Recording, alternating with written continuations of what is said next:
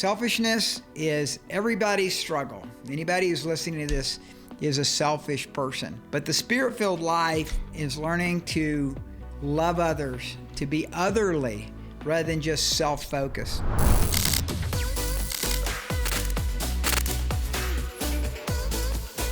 We've been talking about EQ, the idea of having an emotional quotient of the ability to have personal relationships with people, the importance of developing relationships, the importance of being able to maintain relationships. And as a leader myself, I found that this is really the breaking point for some of the best people. And what I mean is that a lot of people have a high IQ, but because they have a low EQ and they don't want to work on it, they can be the most intelligent person on the planet on a particular area, but because of their poor relational skills, they go from job to job, unable to be successful, unable to make a lasting impact in one area because they drive everybody crazy and people can't get along with them. I know that this was probably the biggest struggle of Steve Jobs when he was starting Apple. He just continually was just running through people. Even the co-founder of Apple with him talks about how poor his relational skills were. So a lot of times people, especially in the technical STEM areas, haven't been built into strong EQ people because they are so into things. And let me just say this, men typically are more into things than women. Women are definitely more relational. So I would say in the EQ factor, one of the things we're discovering over the last 25 years as we see the glass ceiling in large companies changing, and some women do really well in the executive level leadership because they have a high EQ. And of course, they have a high IQ too if they're in that position. But we're speaking of the EQ factor here. And so what I wanted to do is talk about 6 reasons for a low EQ. And I want to challenge you as you listen to this, that this is, you want to be working on the opposite. But I would imagine out of these 6 possible reasons for low EQ, one of them or 2 of them probably speak to who you are, because nobody's got this all together. Nobody's perfect. And I'm looking in the mirror when I give a message like this because I've had to really work on my EQ and developing emotional quotient for other people, learning to love people, learning how to be a team player.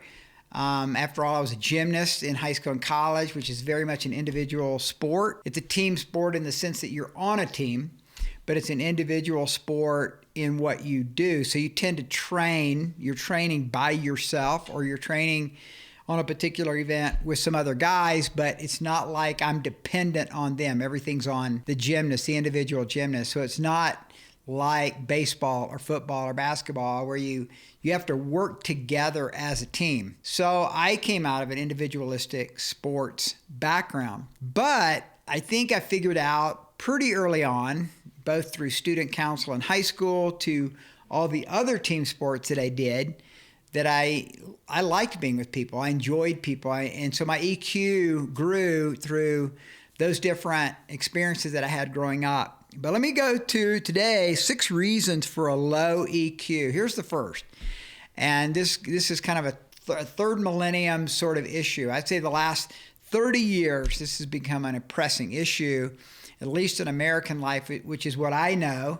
And having lived almost 10 years in Japan, this would definitely be true there. And that is, number 1, busyness. Just being too busy to build relationships with people. And in the corporate atmosphere of a company, or even the corporate atmosphere of a church, we get too busy. And when we get too busy, we don't have time for people. We don't have time to listen. We don't have time to care. And so many of us that are in leadership positions, either as a senior pastor or a CFO or a CEO or COO, we're just focused on the goal, the bottom line. And then we see people as very utilitarian. And so we're just using people to get to our goal rather than nurturing and loving people and having a relationship with people. It's not possible to know everybody, especially in a larger organization. In our church, we have dozens and dozens of staff, and I can't know everybody.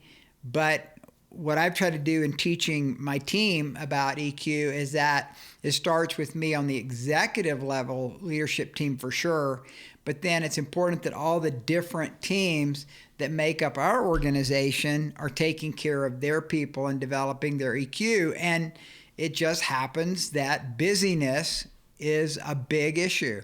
We get so busy with all our projects, we get so busy with all of our goals that we quit focusing on the people that we need to work together with, and thus they're not developing in their emotional quotient. They're not developing in relationships because they feel like they're just a tool in the toolkit rather than a friend and having a relationship with you as you're moving together with teamwork.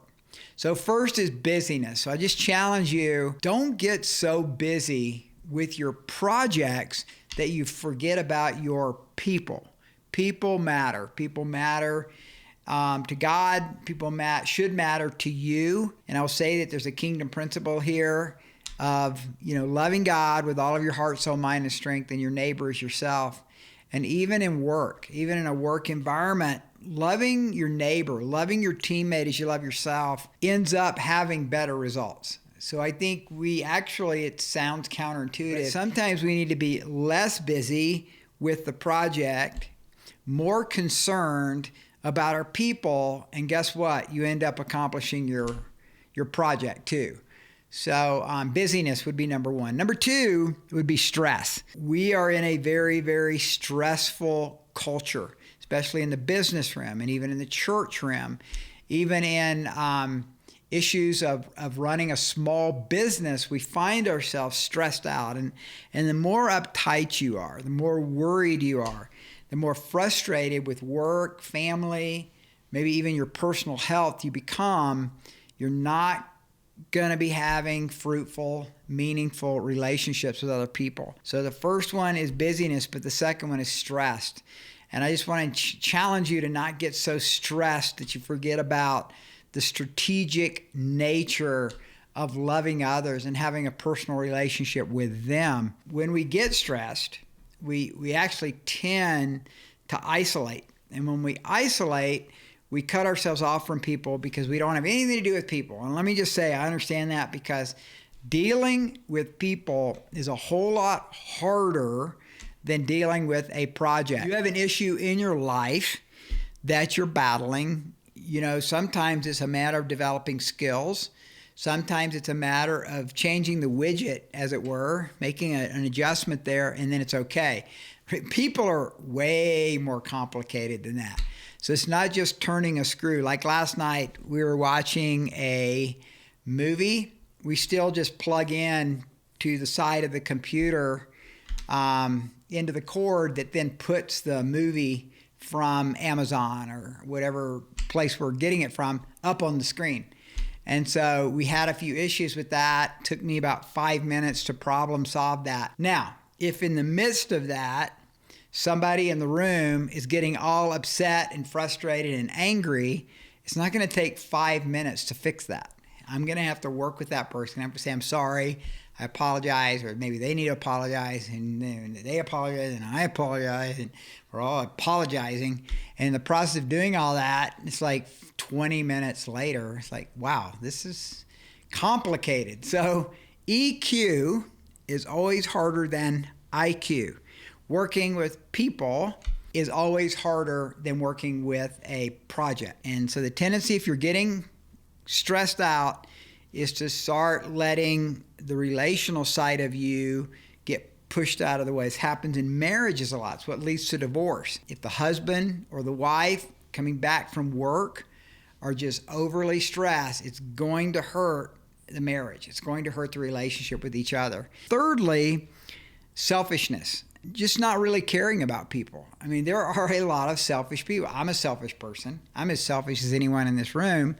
We tend to become selfish naturally, and then it takes work to become selfless.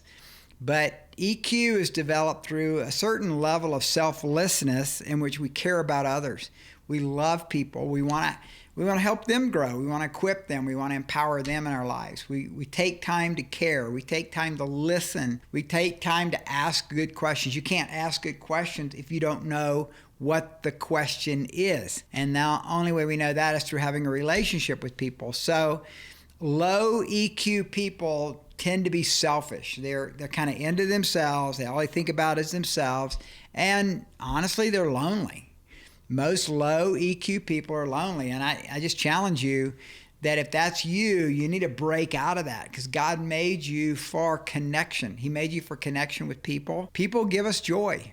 Yes, they're a headache sometimes, but they're also what fill our hearts with love and kindness and forgiveness.